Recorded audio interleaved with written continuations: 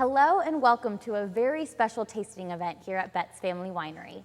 My name is Maggie Clark and I am the customer service manager here, and I have quite a treat for all of you at home today.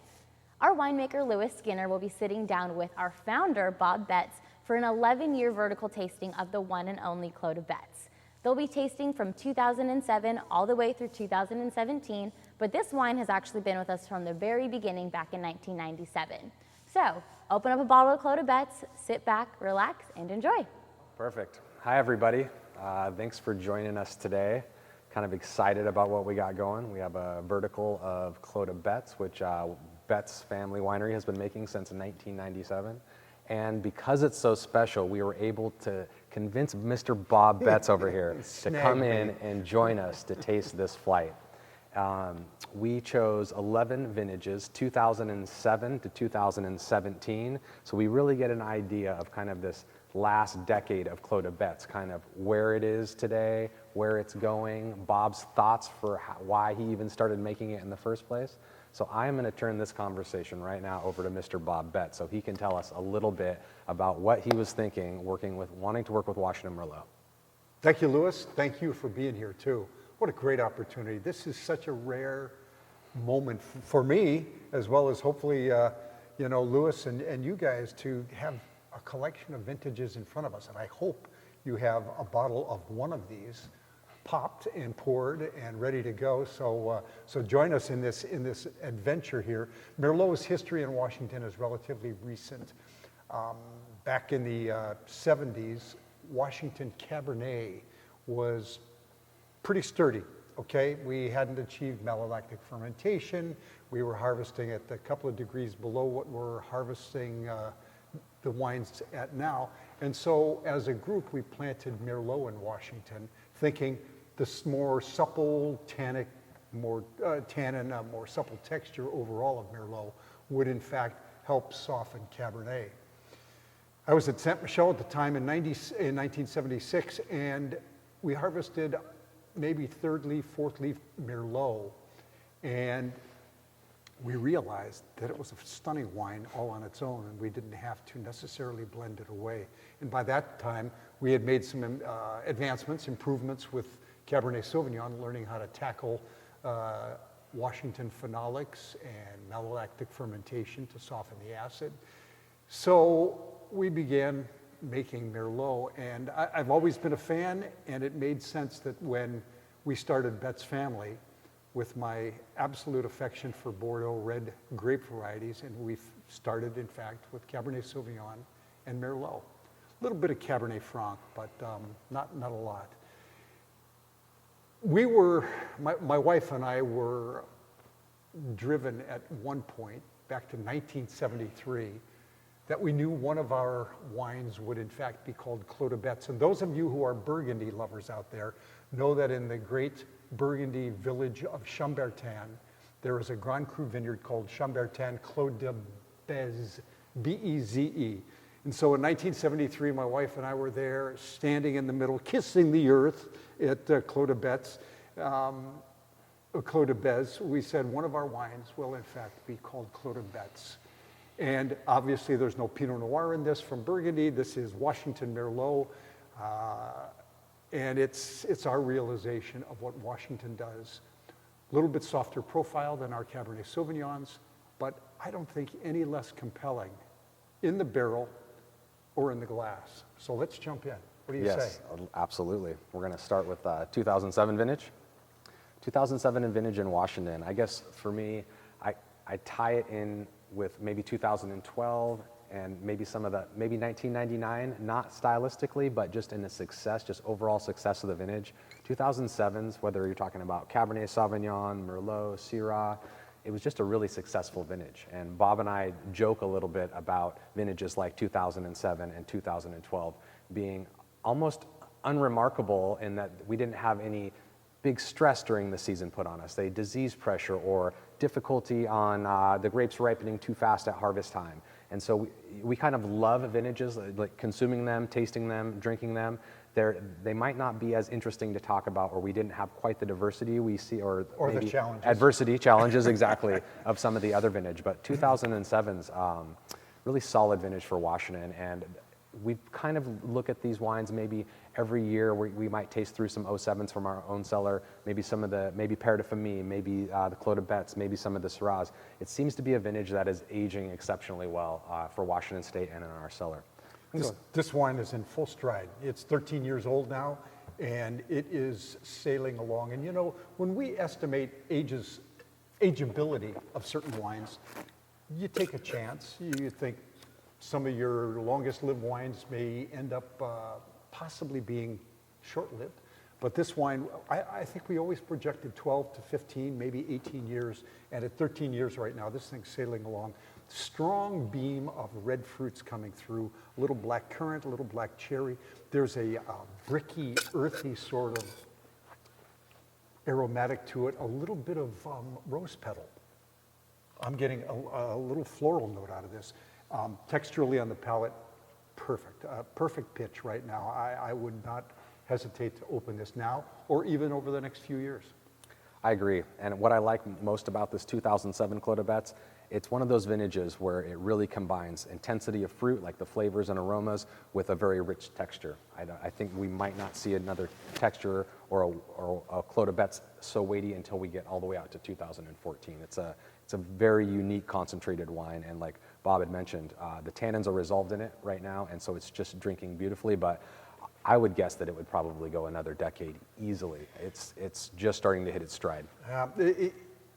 We make a big deal about Clos de Betz being its own identity. It's no second wine. At the beginning, back in the early vintages, back in the 90s, people said it's a second wine for Betz Family.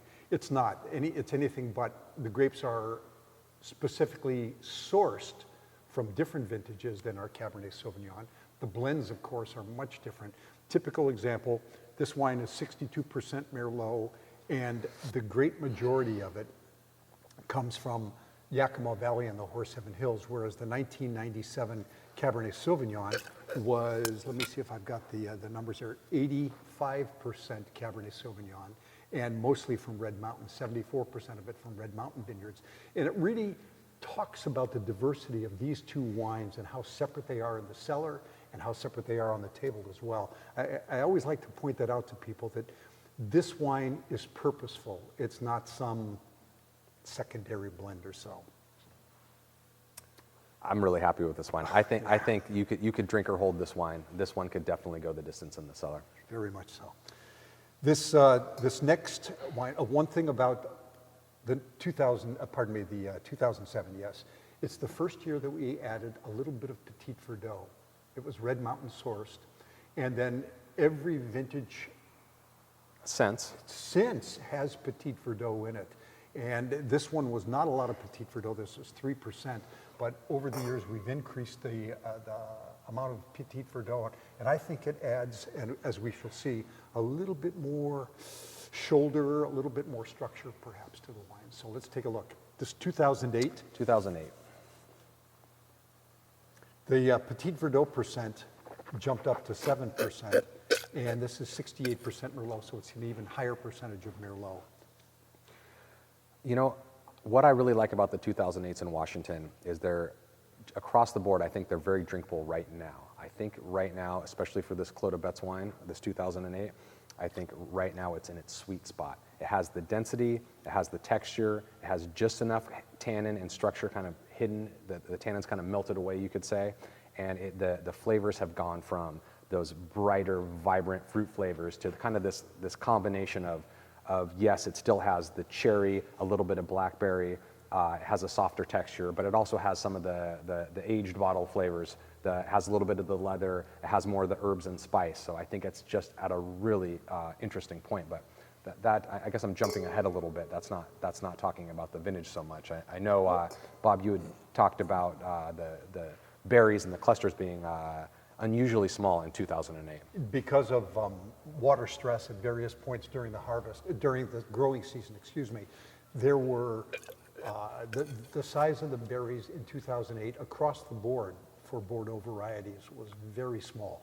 As a result, you get a greater concentration of skin, phenolics, flavor, structure, with less juice coming. So I think you notice this here, but I'm surprised that it has softened to the extent as it has.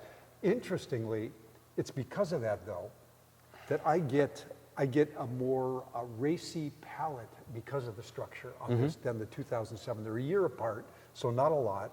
I actually get a more youthful nose out of the 2007, but I get a more racy palate and I think a longer ageability on the 2008. Yeah, definitely the acids come through a little more in the 2008. I agree with you.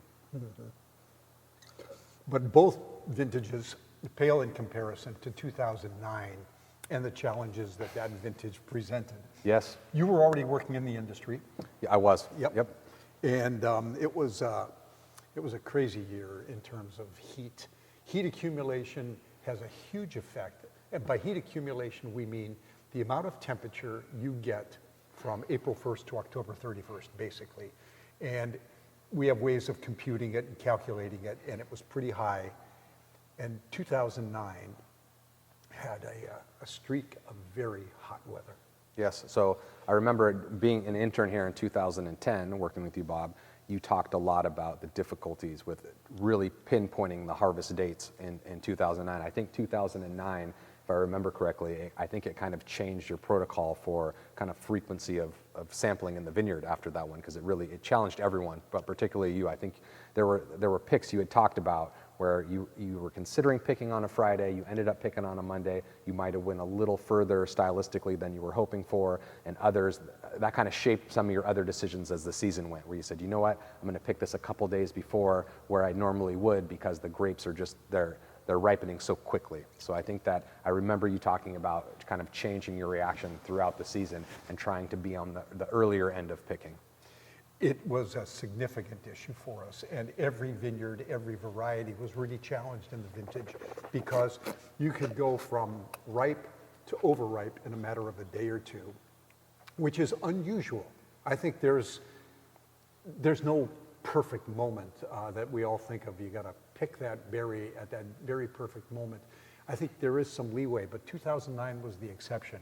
And you're right, it was one block of our Syrah that we waited from Friday to Monday, and I think we went over the bricks, the sugar level raised up pretty high, and the wines got a little compote-y.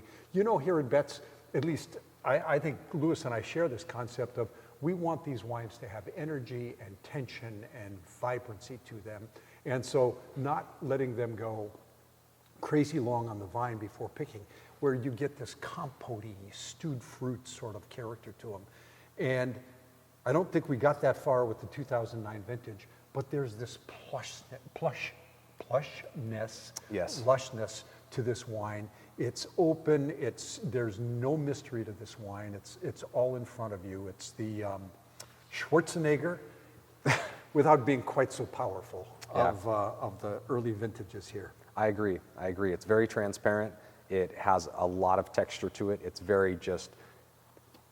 It's ready to go right now. It offers a lot of pleasure. It's very hedonistic. It's kind of big on every level, though the tannins might be high, but they're very silky. They're very fine in the mouth, and I like that about it. I definitely think the nines, across the board, particularly Clos de Betz, they are just at a great spot right now. I would probably drink the nines sooner than the sevens or eights. I agree. I agree. In fact, I'm getting those chocolate and saddle leather notes out of the 2009 that I hadn't gotten yet from the two earlier vintages. And to me, that's a sign of aging, of Merlot. It's also funny, when we're doing our barrel sampling, we'll often write chocolate as a descriptor for Merlot, but it seems to mute down where the beams of currant or cherry or flowers, et cetera, come out later. Now this is getting into that slightly, I don't want to say old age, but I think it's showing more maturity, like Louis said, than the 7 and 8. Yeah, the fruits are certainly darker here. I get more blackberry, like Bob said, there's leather. The chocolate, I like that a lot. I like that descriptor, and I think that's what's most attractive about it. It is very obvious, and it is very drink me now, and it would just be beautiful, I think, with a grilled piece of meat. And we knew that from the start, just the way the wines were showing on the vine, the grapes were showing on the vine, the wine showing in the barrel. This was not the mystery that, like the 2008, which I referred to back then as the Cinderella vintage, you didn't know what you had at the beginning with the 2008, and she blossomed as time went on. But the 2009 was no mystery. It was all pretty transparent. And then we hit, of course, after this really high temperature range, we get into the following two vintages, which were crazy cool. They were so cold. Cold is a misnomer, but they were cooler than anything that we had had since probably 99, 90s. 94, certainly. 94, exactly, 96. Mm-hmm. So they were very cool vintages. 2010, as cold as it was actually warmer than 2011. And you do a good analysis of the comparison of, it's not just how much heat you get, but how you get your heat. And that is its distribution on a seasonality as well as a daily basis. And Lewis does a good explanation of this on these two vintages. Yeah, well, I think that the French like to say, August makes the must, and I think in the New World you could say September makes the must, and I would include Washington in that in the New World. Meaning that it's fine to talk about the vintage when you're in May and June, but a lot of winemakers that have seasons under their belt and have been doing this a while will say, ask me in September, ask me in October how the vintage is going to be, because it's very difficult to predict early in the season how it's going to be, because oftentimes that final ripening period, which might be 6 weeks, 5 weeks, 4 weeks, 7 weeks maybe, that can impact the flavor, the texture, the style of the wine quite a bit. And both in 10 and 11, that final ripening period happened under very cool conditions.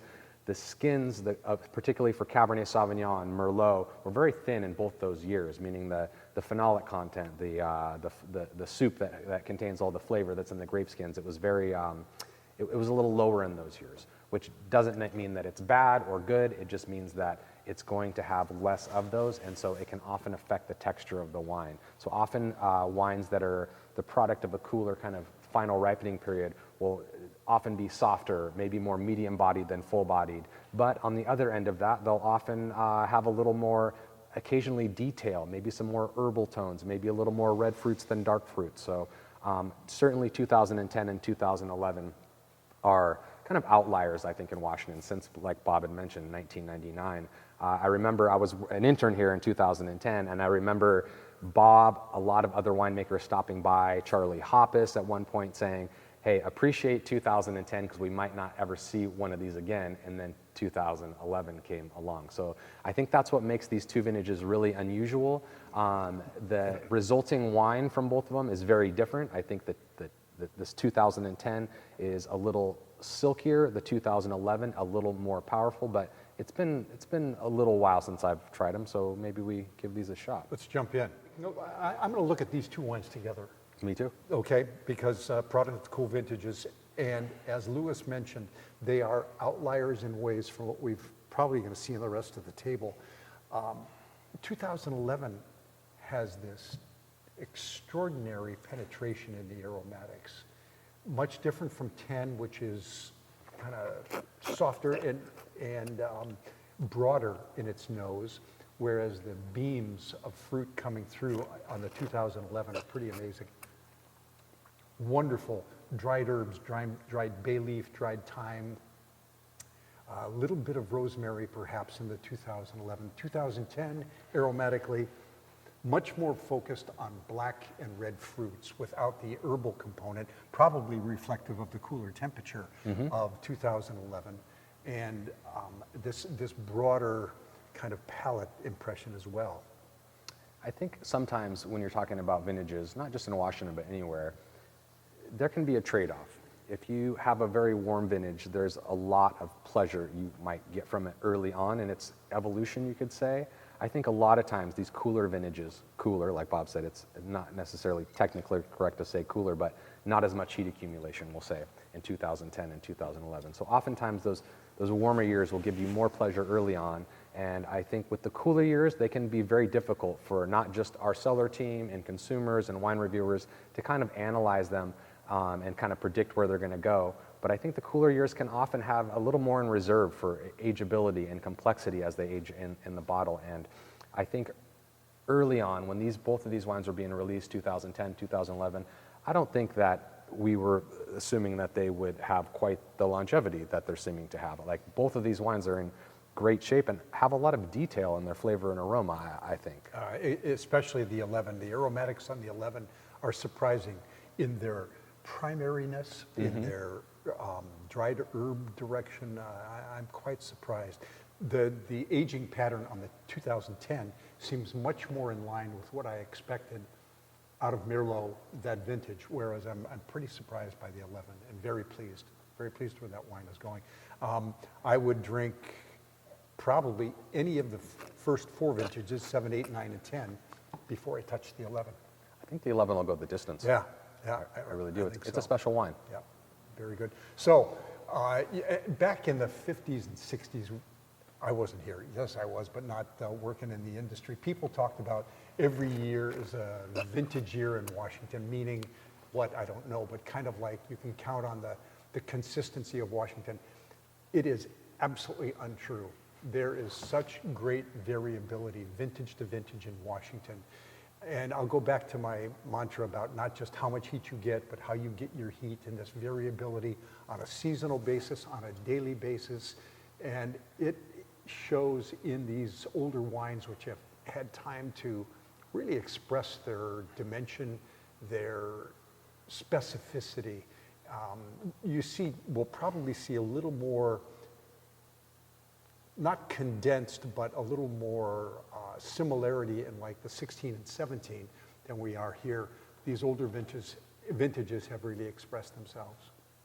I really like the 2010 for its balance, its texture. It has the finest aromas, detail. I really like the oak inflection on it.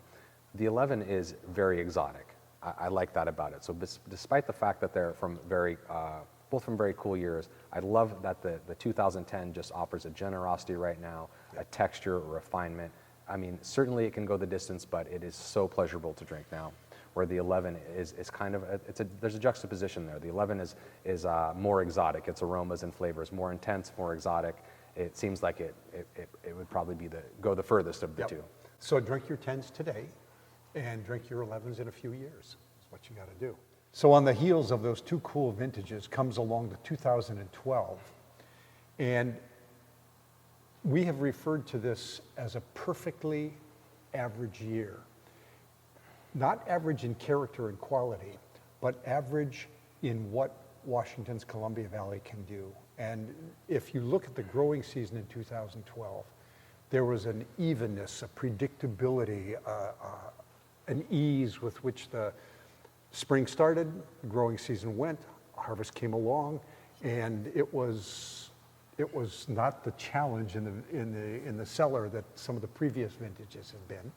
And it came across with just a splendid vintage wine.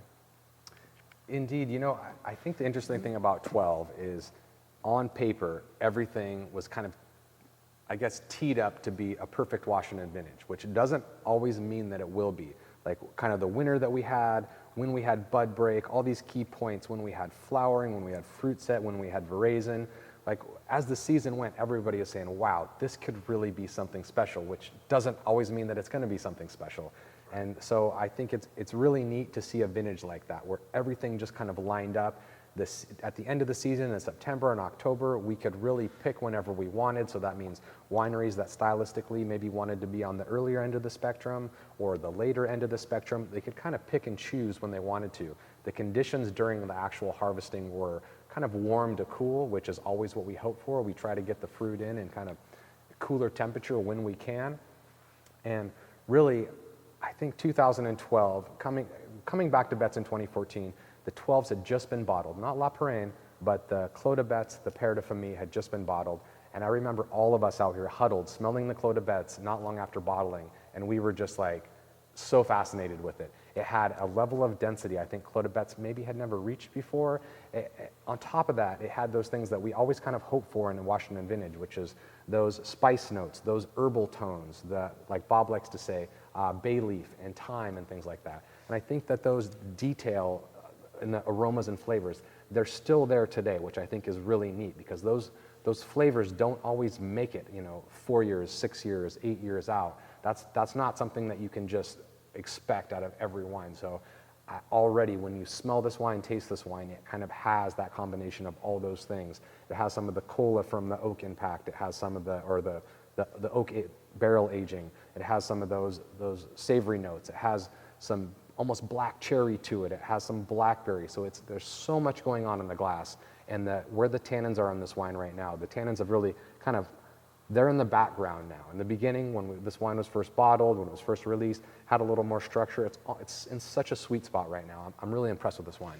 Yeah, it is so exciting to taste the 12 because we talked about it as being perfectly average. But to me, if I were to show somebody a wine that demonstrates the hero of our story, it's the Columbia Valley. It's where we grow the grapes. And if this is the kind of stuff that Washington can turn out in a perfectly average year, I'm pretty excited. Okay, this is a terrific wine. Even though there is this resolution of tannins from when it was earlier, this thing has so much vibrancy and just richness without being powerful. This is the girl that I want to dance with for a long time, okay? I might take this one home and introduce her to mom because this is a wonderful wine.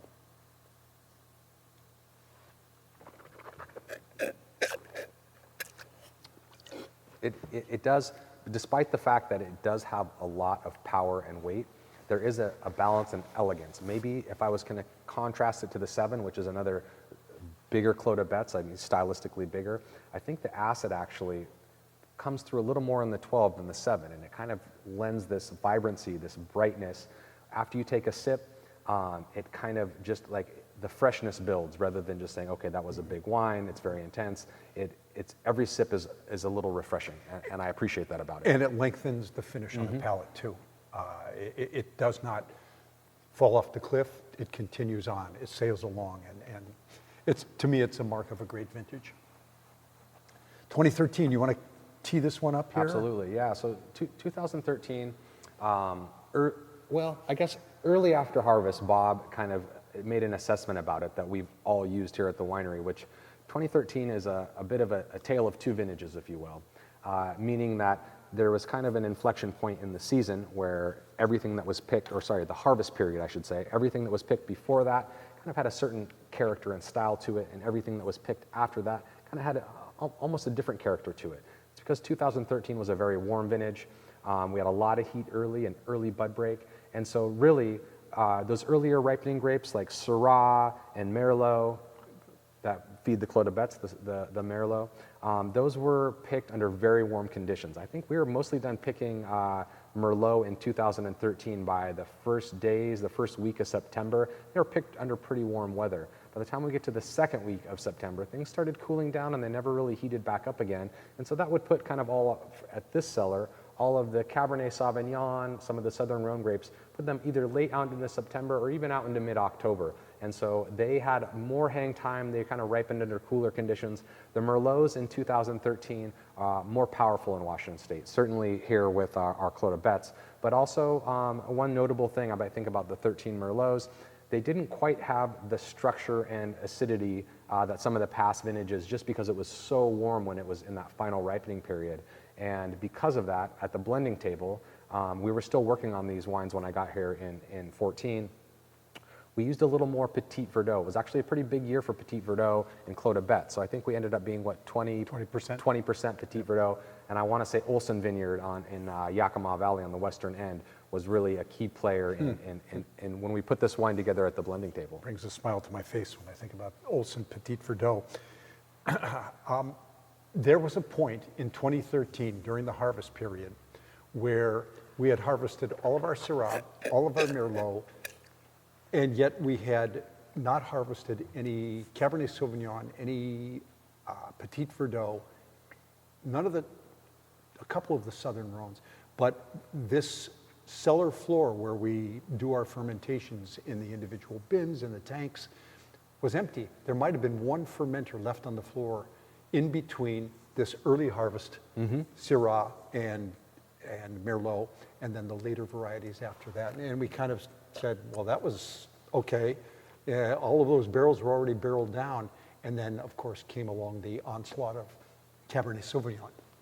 So, and this wine reflects that. It reflects those warm conditions that Louis had mentioned in terms of its harvest. Merlot always ripens. You don't always say always, but it typically ripens before Cabernet Sauvignon does. And this shows that richness, the power, the kind of the blousy elements of Merlot. And that's why we used additional Petit Verdot in the final blend, to give it that structure that we were looking for. And where this wine is right now, I'm really happy with it. So I think that this single vintage, blending this vintage of Clos de Betz, it kind of gave us some direction, kind of moving forward with these other blends. We started to use Petit Verdot, specifically the source Bob was talking about, the Olsen Petit Verdot. Kind of, we used it more at the blending table, in Pére de Famille as well, but really Clos de Betz, it has been a larger and larger component for the blending of Clos de Betz, which I think that there's a difference texturally, I think, as we move this way, 13, 14, 15, 16, 17. I think it adds some density, particularly at the back end on the finish. I think the texture actually, yep. I don't know if improved is the right word, but we start seeing maybe a little different texture on Clos de Betz as we move this way and start using it more. Definitely, it becomes even more serious, if that's a reasonable term, in terms of structure. It makes you pay attention even more to the structure of the wine. Not off-putting, not hard to digest, but just gives you a much more authoritative impact on the palate. I think that's because of the Petit Verdot.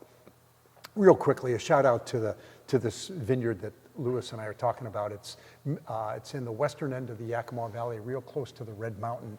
Higher heat accumulation than so much of the rest of Yakima Valley. And this particular vineyard of Petit Verdot is south-facing, steep slope, and just looking at the sun on this very weak soil, and it produces stunning Petit Verdot. And it's handled by a farming crew they give us 110% every year. Yes, they do. Terrific stuff.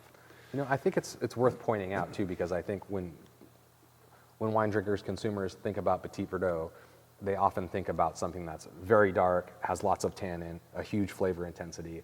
And I kind of want to talk about that a little bit, because when we look for Petit Verdot, when we're farming it or sourcing it, we're looking for something with maybe a little more elegance than that. We're looking for something that's going to add flavor, detail, add texture. We're not necessarily using it to try to increase tannin or the color of our wines. We're actually looking at it for more, I think it's fair to say, for a very specific flavor component. Mm-hmm. Maybe a little more, I think I've heard you use the word, I don't know if this could be wrong, but have you said like stony, gravelly?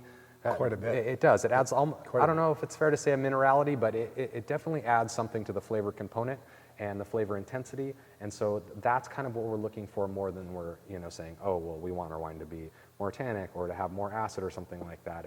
It's more for a flavor compound or a component, you could say, and a textural aspect. And it also gave this is going to sound really weird, an exotic, nearly tropical note to the black fruits that are in there, mm-hmm. in the 2013. Agreed. I think it's the highest percentage of Petit Verdot we've ever used, and I'm attributing that exotic aromatic to Petit Verdot. There's something special about 2014, and it's a year that we began using a specific block of Merlot in the mid-Yakima Valley, and we don't get much Merlot from Yakima Valley. In fact, right now, other than this vineyard, that's it, isn't it? That is. Yeah, yep. Yeah. This is the De Brule vineyard in the mid-Yakima Valley. And it was, I used the word earlier, miraculous. It was an extraordinary year for the Merlot from this area of Yakima Valley. It was dense, it was flavorful, it was aromatically compelling, and just texturally an extraordinary wine. And that's part of the foundation. This 2014 is 71% Merlot. The Merlot had such character in 2014 that we actually raised the percentage up nearly to that 75% mark. I have 71% in this wine. When you say that about the Brule Merlot that year, I can still smell it and taste it right now. It's almost like a black cherry meets rose petal. And I think it's the most prominent kind of flavor and aroma character to this wine still. It was so powerful, that De Brule Vineyard Merlot. And go ahead. Lewis is the one who pointed out to me that sometimes he gets that rose petal note out of Merlot that we typically get out of Pinot Noir, and I had never used that expression before. I'd maybe said floral, white flowers or something, but rose petal. You're the one who brought me around on that one. Yeah. So this particular block was planted in 1992 at De Brule. I do believe they call it the Old Block. So it's a medium steep south face, but I think just the cultural practices at De Brule Vineyard, Hugh and Carrie and Kathy, there's so much precision and detail there, and the site's so unique. I remember actually in 2014 when we were crushing the grapes from this wine, I remember it staining all of the crush equipment almost a blood red. Yep. I remember doing some cluster sorting on the white table, and it was literally dripping with red juice. And it got darker as it got into barrel, and it got darker as it got into the blend. I mean, this wine continued to put on color.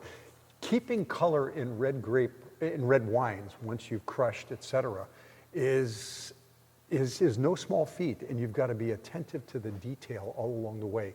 During fermentation, oxygen is our friend. The yeast love it. It helps metabolize.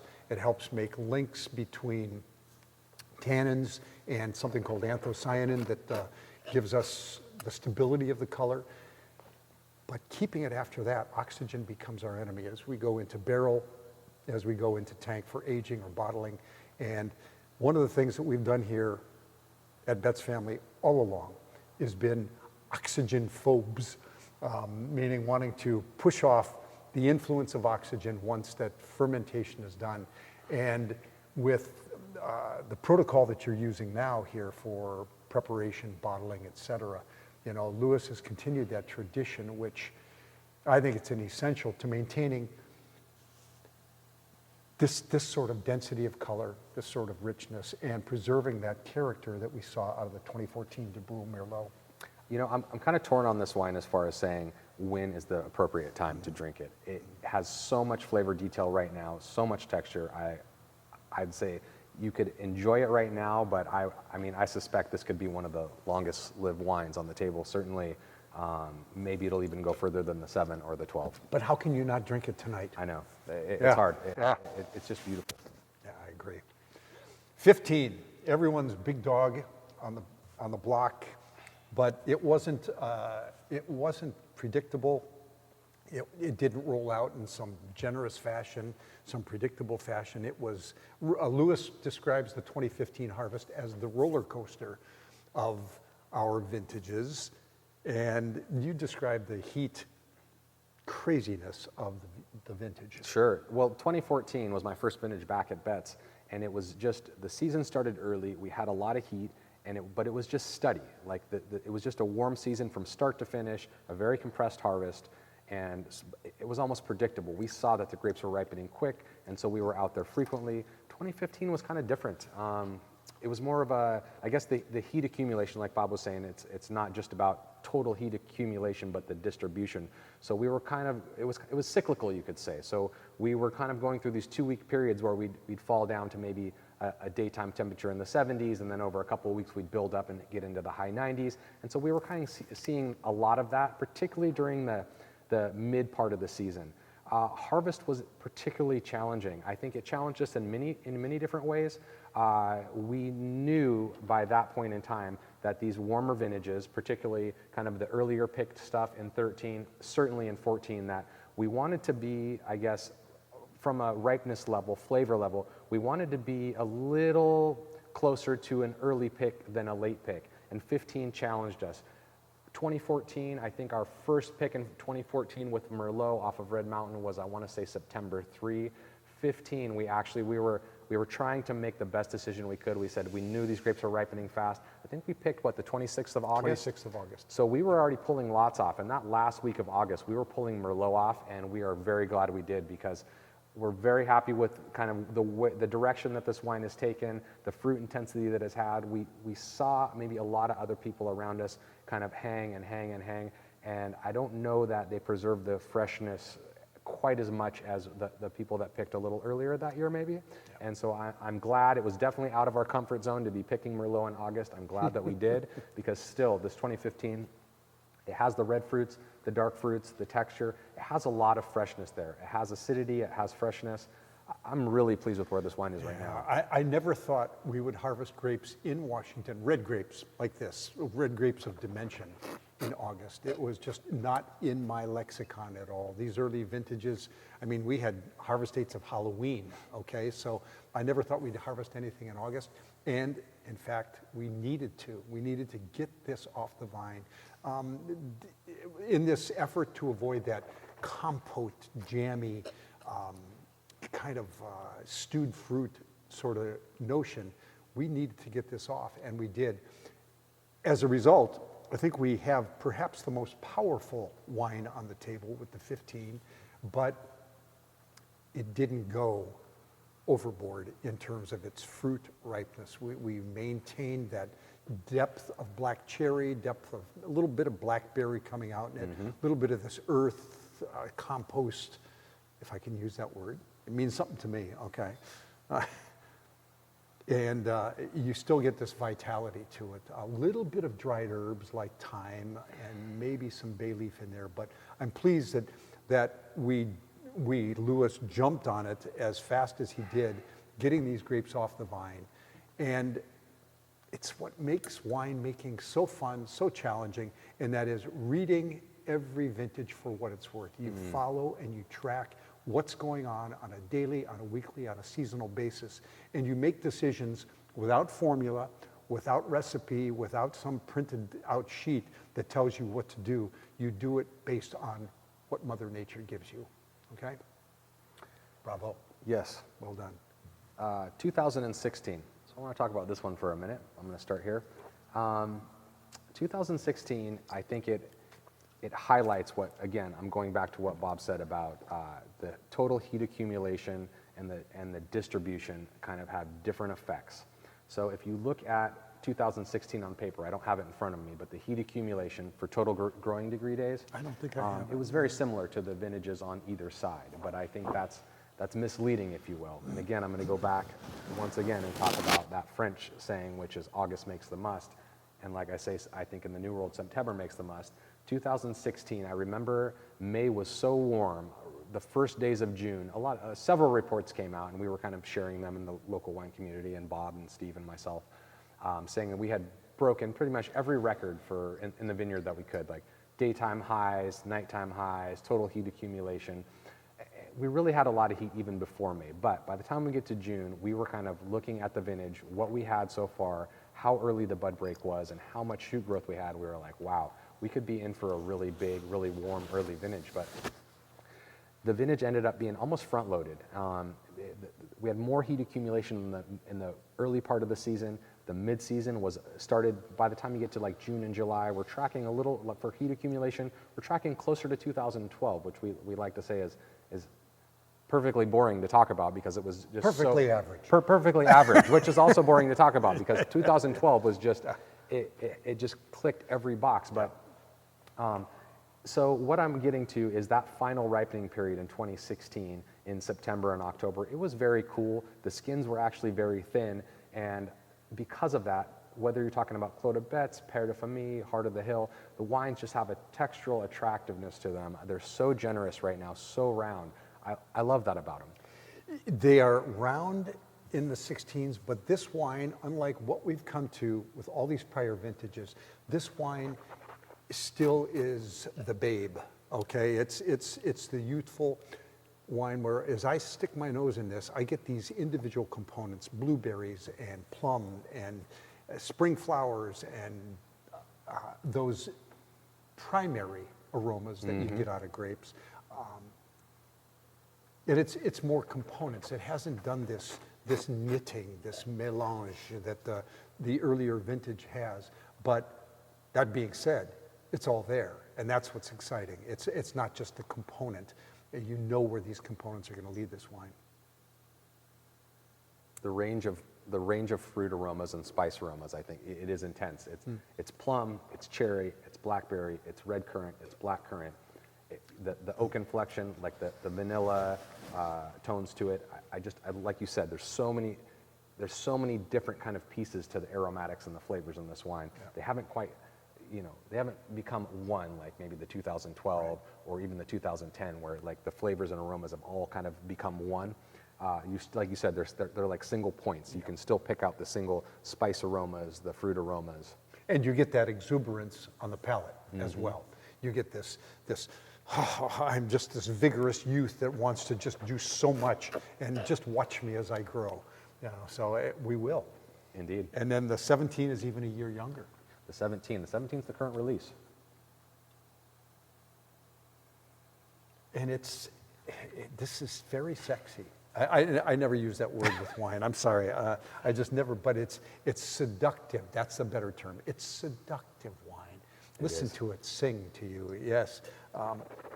But it has more, it has fewer individual components and more integration than the 16 does. I'm surprised. It is, it's a very powerful wine. And again, it's still a baby, but texturally and weight-wise, I think, it's in that same ballpark with maybe the 2007, the 2012. I can almost see a resemblance in the 2012, remembering back when we were tasting it right after bottling with the 2017. It's got the herbal tones, the spice tones. It almost has some white pepper coming out of it right now. Absolutely. This is Grand Cru Saint-Emilion to me. Oh, wow. I'm, it's easy to say. I mean, hopefully it does in your glass too. But as I taste this, I get Washington, and I get Washington out of this. But to me, this has more French influence in terms of its fruit definition and its current structure that I could only, if I were blind tasting this thing, I'd put it as Grand Cru Saint-Emilion. Okay. Well, the vintage conditions were challenging. 2017 was a challenge. We had a cold winter. The 2016-17 winter was cold, and because of that, we had a very late start to bud break and a really late start to the season. So we kind of knew from the get-go that it was probably going to be a late season. If you talk to vineyard managers, winemakers that have been doing it a long time, you can usually look at a vintage and say, if you have an early bud break, meaning if you start early, you're going to finish early. If you have a late bud break, if you start late, you're going to finish late. So we kind of already went into 2017 knowing that it was going to be a late season. We actually had a bit lower of a crop load, just naturally lower, smaller berry weights, fewer berries, smaller cluster size, and we ended up actually going out, in 2017, I think we made it all the way out into, for Merlot, the third week of September, which for us is pretty late. And the reason why we had that, we actually had some heat mid-season. We actually had some, and because we've had a lot of questions about this, so I want to talk about it a little bit. I think it's worth addressing. We had some fires in 2017 to the north and to the south of us. So in British Columbia, we had some wildfires burning there. Of course, California had all kinds of wildfires that they had to deal with in 2017, but we also had one in Washington down in the Columbia Gorge. So lucky for us, we're mostly in the Yakima Valley, we were actually quite a ways away from any of those. We did get smoke up in a higher elevation layer, and what that did is it moderated the high temperatures and the light intensity that we had, or that we experienced during the season, and it actually it buffered those, and it kind of controlled the high temperatures, and it kind of extended our season out. I think we really realized by maybe the second week of September that we were running quite a bit behind from maybe a more traditional season or a more classic season like 2012. And so we had a long season and small berries, and so it's a very concentrated wine. Concentrated and complex already. I'm quite surprised that this wine, which is 2.5 years old, okay, that's what it is right now because of the September harvest on this thing. Mm-hmm. All sorts of nuance already coming out aromatically on this wine. Very exciting vintage. Indeed. Yeah, very exciting. Okay, so which one would you drink tonight? Oh, which one would I drink tonight? That's a good question. Yeah, little ribeye steak. I am a Francophile, so like right now, if you're asking me today, the 11 is so attractive aromatically right now, it would be a toss-up. Maybe the 11 or the 7 are so attractive right now if I was going to be having it with steak, something off the barbecue. Yep. If you have something maybe a little lighter that didn't need quite so much power, boy, the 2010 is silky right now. The 13 is very hedonistic. So if you're talking about vintages I would drink right now, that's probably where I'd be. What about you? Okay, I go back to the 12 just because of its overall structure, contribution, and expression, overall expression. I go to the 7. Lighters, I'd go to the 8 and 10. For power, for sheer hedonism, I'd go to the 15 and the 17 because I would drink that wine tonight. I would too. I love the 17. I actually do quite frequently. Yeah. Okay. So what are you drinking? What are you having right now? Are you into a bottle of Clos de Betz and think that we've been babbling way too long? And maybe we have, but what a treat this has been for us to go through 11 vintages of one of the first 2 wines that we made here at Betz Family. And I hope we can do this again. I think we will. What do we do next? Some Pére de Famille? Pére de Famille, the Cabernet Sauvignon. That's the wine that I think we were destined to make. And I'd love to share our ideas about Cabernet Sauvignon with you. Okay. Well, we'll have to do that soon. See you again. Cheers.